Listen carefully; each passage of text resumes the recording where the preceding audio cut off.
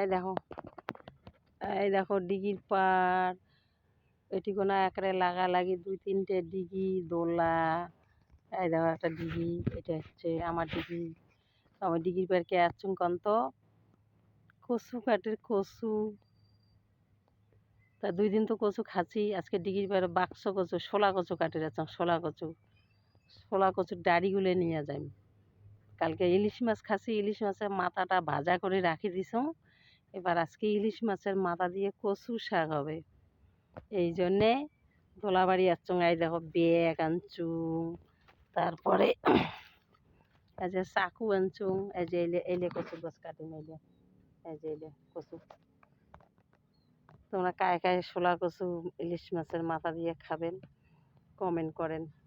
আইসেন আমার বাড়ি, কচু টচু কাটি যাইন, যাই গাও ধুইয়া রান্ধিন, ডাইল বানাই, আর হচ্ছে কচু শাক, আর অন্য একটা কোনো ভাজু মোড়া পাপড় ঠাপড়, বুঝছেন। গ্রামের বাড়ি দেওয়া যে কি স্বাদ, কচু খাও, কুমড়ো শাক খাও, ঢেঁকিয়া শাক খাও, কলার চমচা খাও, তারপরে হচ্ছে কত রকমের আইটেম। আর টাউনের মানুষ শুকুনি লাগার জিনিস, ওই 3 বেশিয়ে 4 বেশিয়ে চেমটে বাজার হোসেন যেন চেমটে লাগা কাকলা। আমরা গাছের টাটকা টাটকা ছিঁড়ি খাই, হলে 3 বেশিয়ে 4 বেশিয়ে কাকলায় কন কচুই কন যেটাই কন, ওগুলো তো বাসিয়ে, ওগুলো কি টাটকা? টাটকা জিনিসের মজা আলাদা।